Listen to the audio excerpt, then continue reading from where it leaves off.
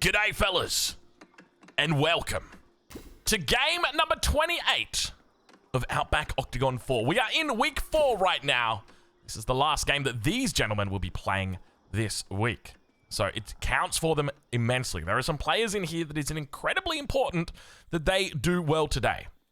Players like Elyona. Player who we saw perform very well in the last game.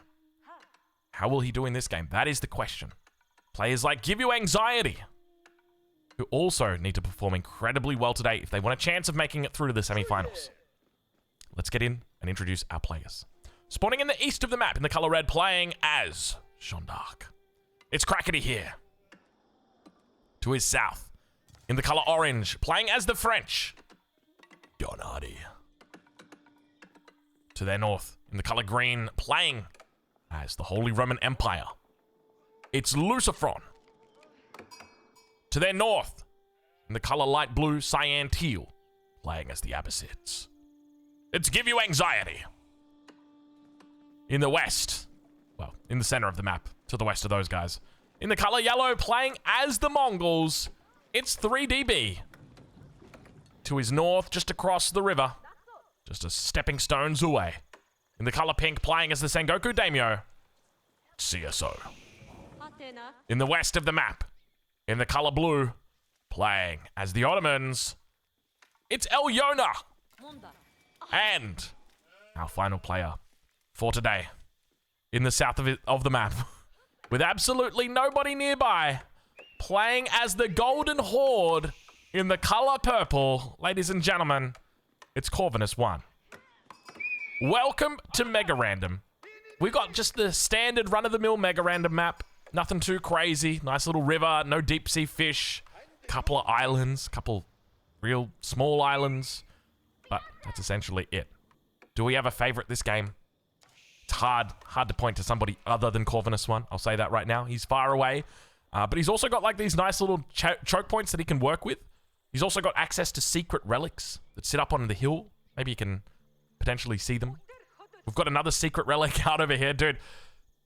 This is the problem, man. Like, you say, hey, yeah, you know what, guys? I know that it's an FFA and there's 8 people, but we're going to put 5 relics in the game for you. 1, 2, 3. Oh, by the way, 2 of them are locked behind wood lines that are so deep it's going to take you an hour and 30 minutes just to get to them. Could you imagine if you cut through this wood line after 90 minutes and you finally get here and you're like, what the f... And the 2 sheep. You get the 2 sheep as well. Anyway, we'll check in a little bit later with the relics, depending on how long this game goes. It might be a quick one. You know what? I'm going to go out on a limb here, and I'm going to say I think it might be a quick one. Why do I think it's going to be a quick one? I reckon there's going to be a steamroller in this lobby. Now, this is after Golden Horde has been changed. Keep that in mind. Golden Horde has now been changed. They've been nerfed. They've been reduced in power. They're not as strong as they once were, but they're still quite strong. And Corvinus1 actually said something before these games started. He said, you know, give me the Golden Horde. I want to see how good it is. Well, I guess he's going to get his opportunity right now. See exactly how it goes. So we're going to pick him for our favorite this game. For our first one out, it's kind of hard to go past Lucifron.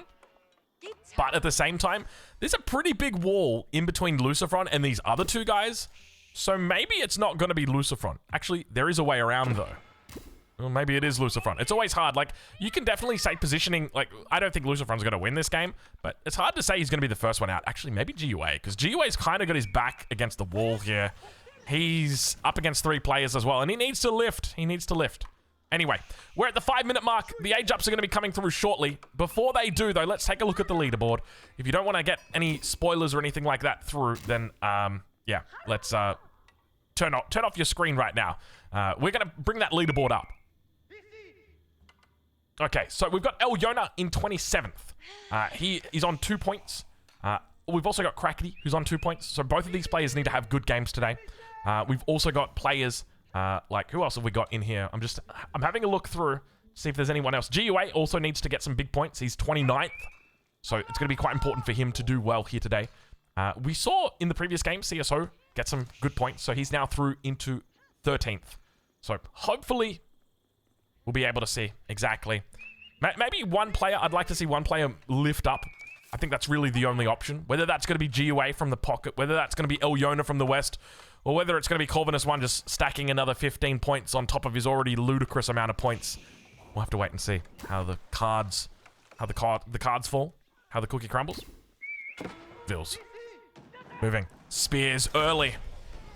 GUA aging up over on that north side. He's going up with the culture wing. Okay, GUA, is he going? Yeah, he's going 2 TC culture wing. I like this from GUA as the Abbasids. We saw him study, I think it was Corvinus 1 who did this. Corvinus 1 did culture wing age up into a second TC and then going up with the eco wing if he's got space and military, or the military wing if he doesn't have space. So it gives you a bit of flexibility as to which wings you choose to go up with, but you can see Donati already getting greedy, already getting aggressive out here. He says, I need those golds. I want those golds. I could take these golds at the back, but I could just deny them from you. And now Krakeny has got a little bit of trouble because if Krakeny's got no gold, it makes it very difficult to defend. He can still hold against this, but it's not going to be easy. Lucifron with a double dock boom in the north. This is quite secretive because it's disconnected from the main base. Mineworks going up as well. He'll be looking for a fast castle almost certainly. Quite a few villages on gold. It doesn't feel good playing the Holy Roman Empire without all of those relics, but he is going to have access to the Burgrave. And I reckon he's going to absolutely light this lobby up. I reckon we're in for a real quick game this game. Or at least it's going to be quick to like the final 2. Let's just put it that way. I don't know what the final 2 will look like, but I will say right now, I think Lucifron is going to be taking out a lot of people. He is notoriously aggressive. You can see he put down the barracks and then he was like, actually, you know what? We're not going to... Why is he putting down the barracks? What's the thinking behind the barracks? Because for me, it seems clear, right? Like, you've got a huge fishing economy. You've got gold under the TC. You've got a prelate there buffing it up. You've got no reason to be pit stopping at a barracks. Like, just go straight for it, bud. Just go straight for I was going to say Imperial. Straight for castle. Start collecting names. I think that's the way you want to do it. Anyway, we got Khan and Torgoods in the south coming up for Corvinus 1. No age up just through yet for the Don. Age up does come through, though, for Krakeny, though. He's up to the next age. He's also playing Jeanne d'Arc, so he's got a bit of defense. Minework on the way here for Lucifron. 3DB. Age up has come through. It's the Deer Stones. Of course, we've already seen the age up for GUA. He's on his way, or at least will be on his way shortly to Castle. Doesn't have a whole lot of food back here. Over towards the west, the Sengoku Daimyo CSO. He's going to be going up with the Coca Township, no surprise. And then all the way on the west, we've got the Sultanate trade network that's coming through. Second TC as well for Elyona. And in the south, we've got our Golden Tent. No second TC just yet for Corvinus 1, but I think he's probably going to be looking to get Castle Age ASAP so he can try and pick up relics. The only trouble is that, well, there's no relics. Like, he's literally... I would be surprised if he's spotted even a single relic. Can we check with Corvinus 1? What do you see? Not a lot. Does he see? No, he doesn't see the relic. Does he see this one? Nope, doesn't see it. Hasn't spotted a single relic. So, it's very unlikely that he goes into relic Uvus. Even though you want to, and you kind of hope that you'll find a relic, just the reality of it is sad. 3DB out here, though. Keshik's looking good. Scout trying to escape from them. Back over towards that east side. Outposts continue to come up. Don Artie having to leave, having to vacate. Unfortunately for the Don, he's going to try his best. But the age up does come through, so he's secured the gold. What does he know? Does he not know about the gold behind him? I would suspect that's the case. No, he does know about the gold behind him, so he's just being an arsehole. This is just Don being standard Don. 15 villagers and a spearman in the Dark Age. Just burning down the outpost. Outpost slowly working it down. Oh, God, Joan of Arc's coming in. Oh, Lord. Oh, somebody help me. Oh, somebody save the Don. Outpost is going down. You can see he's killing the villagers slowly. But Joan of Arc's in here as well. And with the outpost going down, Joan of Arc's going to try and solo this all. She's got the ability to use that Holy Wrath. Villagers, how many did Don lose? He's on 18. Krakeny's on 19. Corvinus 1's on 51. You know, oh my God. I don't know how many kills that was, but the woman at arms is doing woman at arms things. She's going for another one. A swing and a hit. She makes it. Krakeny having a fun time here with the Dutchman. Not to be confused with the Netherlands. Just keep in mind, Don Artie is not from the Netherlands. He is Dutch. All right, we got ourselves a little bit of production coming up here. That was Joan going down. I'm assuming, indeed it was. Vil count for Don 12. Krakeny here on 20. Corvinus 1 56 villagers. The rich just getting richer. The rich just getting richer. Lucifron's on 53 as well. Important to note that this double dock boom has been uncontested. CSO now reaching castle as well. Ooh, Temple of Equality. I don't know how I feel about this. Every time I've seen this, it's unimpressed me. It's unimpressed me. It's left me unimpressed. Let's go with that. I think the best thing that you could probably do with these units, the Ikko Ikki, is like mix them in. You probably want like a decent mix of them. I don't even know, like, do you go with ranged units? Do you mix them with like samurai potentially? I don't know what the answer is for it, but I think there's definitely potential. Like, you want to go an armored unit. It's got to be an armored unit that mixes in. Maybe you do mounted samurai with the Ikko Ikki? It could be a way. So over on the east side, it definitely feels like Don Ardi has come out of this a little bit worse than his opponent. In this case, the French versus JD matchup, always a fun one. You love to watch these mirrors. But now the Burgrave is up. Spearman coming out for Lucifron, and I love this. I love the decision to go spears here instead of going into men-at-arms. Men-at-arms are always very tempting, but you got to remember players typically make cavalry, and like that's what we see a lot of here. Villagers actually getting chased away. GUA's villagers getting chased away. Poor GUA. We got... Is that the Eco Wing? Eco Wing for GUA? I don't know if this is an Eco Wing kind of game. I like the archery range back here in the forest just to keep it safe. Very, very nice. And now, the only gold that the Don could actually find has now been cancelled out by a couple of archers together with a knight. Meanwhile, by the way, on the south side. How are we doing down here, Corvinus? You clicking up to Imperial Age just yet? Not yet. He did go Relic Uvus. Okay, he went Relic Uvus. Yet to find a relic, though. He's got multiple scouts out. He wants to find the relic.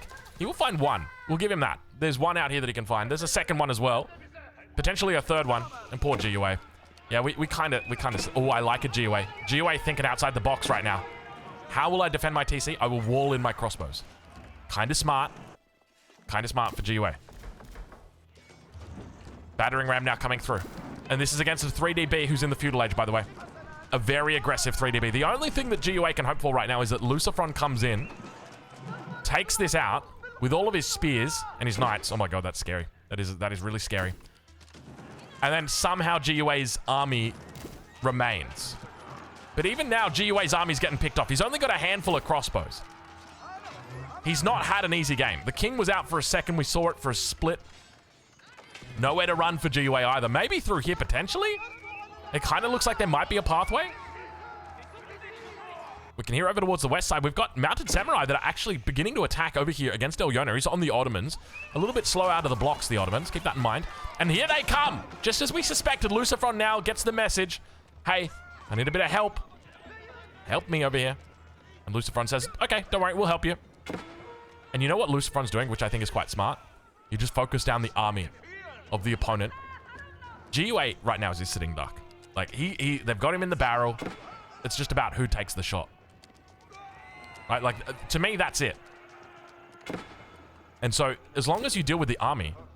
Speaking of army, what's going on back here? Is he just going to go for B instead? I mean, if that's the case, B will just absolutely commit to the king kill, right? He's in two minds about it. He's definitely throwing it up. Meanwhile, towards the south, it continues. MIA going to start pumping out. He's on Mangonels for the moment. Army numbers still building for Elyona. Still not online 100%. Did go for those 2 military schools. Mounted samurai. Spears able to take out this scout, or at least try and repel the scout for the moment. And GUA still alive at this stage of the game. It's not looking pretty for GUA, though. We'll tell him that. We'll say that right here, right now. He's going to... Oh, dangerous game, GUA. He's going to drop the mill down in the back. He's going to go, whoops, that's not the right one. We need to build an outpost instead. Do we have the wood for an outpost? Deletes the lumber camp. Okay. He's cooking. Let him cook. Let him cook. Oh, I like it. He's going for the double set of walls. Go, GUA. By the way, GUA is oh, gosh, that sound. Sound is scary. Spears moving in. We've got the transport ship ready to go with the demo ship nearby. He says, go on. I dare you to intercept me. See what happens. Over towards the east. Numbers are building up. Yeah, Ikko Ikki monks together with the mounted samurai. It could be good. It could be good. We'll hold for the moment in that regard. Army going down here for for B. This is not what B wants. Keep in mind, he's still in the Feudal Age. He's losing a lot here. And he's... I genuinely think Lucifron is leaving GUA here just because he knows. He knows, hey, That's mine. That's not going anywhere. I can come back and grab that anytime I like. Of course, there are other people around here that may potentially wake up to the fact. But GUA continues to add another layer. That'll be the one that stops them. The Don, struggling. I got a question. Don, is Don even at his PC anymore? Like, Don's got 7 villages. He's making vills. He is making villages. He's harassing. Oh, you love it, dude. He is trying to keep Crackety down as much as he possibly can. Imperial Age for Corvinus 1. Let it begin, ladies and gentlemen. The stone armies have arrived. Meanwhile, towards the north, rather the west, Mounted Samurai inside the base of Elyona. CSO doing a very smart thing, attacking Elyona here. Now, why is that smart? Does it represent an immediate threat to him in this game? Not really. I mean, kind of. Like, it's probably the first guy that Elyona would attack. But also, because if Elyona was to win this game, it could potentially push CSO down on the leaderboard. So by doing this, by ruining the chances of Elyona winning, you're helping yourself, which is a very smart move here. All right, how you doing, GUA? Oh. Oh.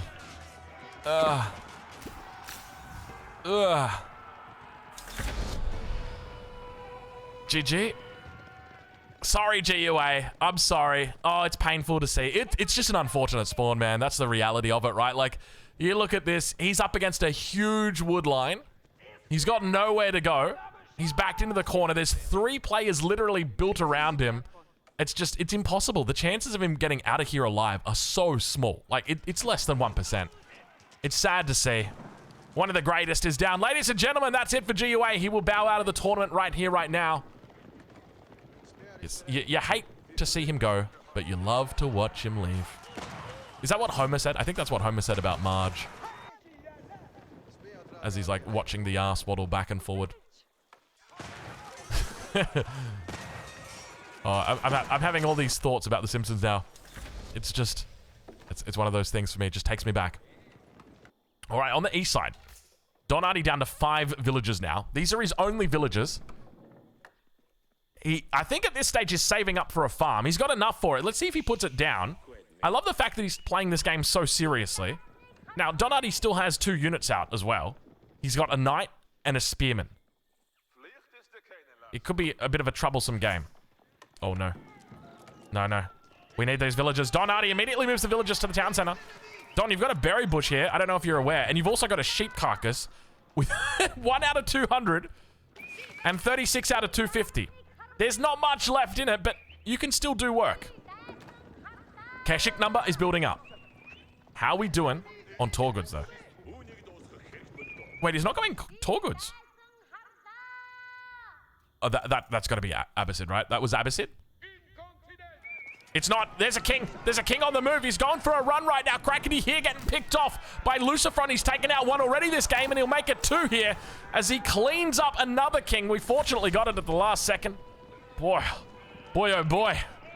And now there's another one. Dude, look at this. Lucifron's just picking off all the weaklings, dude. Oh, Lucifron's having a fun game, isn't he? Dude, how is Lucifron? Oh, because he had a fish start. I was going to say, dude, how is Lucifron almost at 200 pop already? He's 1 TC. Yeah, bro, he's 1 TC. He's just been cooking up on the Burgrave. Dude is sitting at 69 spearmen, and that is a great number of spears to have. Huge amount of siege in here, and you can see the Don going, Yep, there's always a bigger fish. There's always a bigger fish. Don, typing in the chat, go get him, Lucy. Good luck. And you know, this is something that we were talking about earlier on. It could just be a classic case of Lucifron clearing out the lobby, going into that Burgrave. You know what's crazy, though, is that he's a contestant in this game 100%, even in the late game. Corvinus 1's got to get out here, though. He's got to start taking names. A distinct lack of Torgoods. Just full Keshik right now coming out for Corvinus 1. He thinks he's found something. He thinks, you know what? Oh, has he gone into reinforcements? Yeah, he went into reinforcements. Look at that. So he's basically building triple sets of Keshiks now. It essentially increases his economy by 50% is the best way to look at it. King out of water, king out of water. Janissaries on the back. Spears able to hold the moment. Has he got to keep? He's got nothing to run to. He's got more spears that maybe he could do. And standing in the middle, the king tries to escape, but the Badu Khan is ready to go. Able to make a connection. And it looks like CSO not able to clean this one up, but he manages to hit that goal in the end. It's not so much about whether CSO wins this game, but more so about whether or not he can knock out Elyona. And with that, ladies and gentlemen, a second player bows out of this event. It is Elyona who has been eliminated. And with that, unfortunately, we do see Elyona now eliminated. Oh my lord, it's happening again. I knew it was going to be a quick game. I knew it was going to be a quick game. That king's down in the transport ship. No one's sieging it. No one needs to worry about that king. On you go, my friend, to greener pastures. Bless. God bless. But are the greener pastures just pastures owned by the Mongols? Or in this case, the Golden Horde? Now, he's escaped for the moment with his life. It was a bit of a 2v1 situation. He's still in the feudal age. You could take him out at landmarks. Oh. Oh, does he know? Corvinus 1, what do you know? What do you see? I don't think he's used his king ability in a little bit here. Where's he moving? He's coming down over towards this east side. Maybe setting up a flank on Lucifron. Could definitely make quite a bit of sense here. The trouble that you've got is if you take out somebody like B, then all of a sudden, Lucifron can just come straight for you. I mean, you got to remember that there's still CSO in the lobby, and he's an absolute beast. We literally just saw him win a game. So we can't say without certainty that Lucifron would be okay in that situation. God, that's a big army. Jeez Louise, that's a big army. Keep in mind, elite units for Corvinus 1. He's the only one in Imperial at the moment, but CSO has decided to put down the Sword Hunt statue. Has he got? Yeah, he's definitely got the Daimyo with the army. And now he's thinking about going in for a snipe. A lot of spears here. I don't think you can do it. Not with emergency repairs. Not with the potential to run away. I'd probably back out of this fight. He's going to take it, though. He thinks he's got a good position. Vil's going to get caught out as well.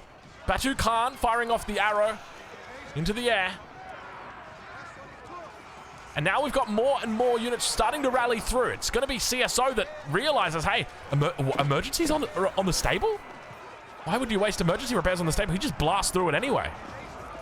And repelled for the moment. These spears doing the work of the Lord. They've got their all pikes in. Easily able to defend for the moment. And Lucifron's still at 170 pop. He never added in that second TC, though. So while he had a decent water economy, it's fizzled out now. King just chilling. How are we doing down here? King's still safe inside the TC for the moment. Corvinus 1, I feel like he's kind of just thrown away a bit of army. But look what he's moving into. He's moving into a different unit now. It's the Kipchak Archer. Infamous for the fact that it was bugged, able to one-shot entire armies. No longer the case. It has been bug fixed. That's why we are allowing the Golden Horde back in here. But just remember, Kipchak Archer still quite strong.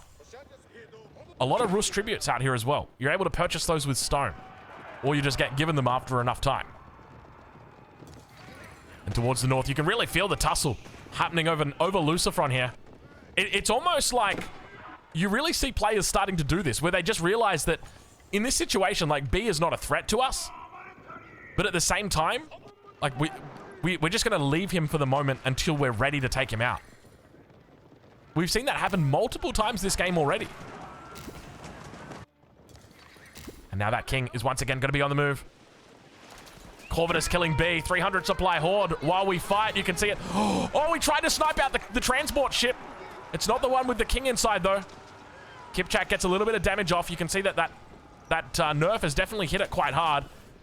He's got the bleeding that's happening as well. Meanwhile, Lucifron doing his best to hold on in the base. There's not a lot of units left for him. And meanwhile, underneath the town center, all of the Keshiks run through. It's Imperial Age versus Feudal Age, and he's going to try and evacuate everybody out on the boat. We've got demo ships on the shoreline. That's a big army. That's a big army. Meanwhile, towards the east, King's still safe inside the town center for now.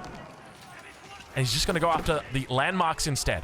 Landmarks on the move. Immediately, the deer stones get going, and you can see Corvinus 1 picks it up.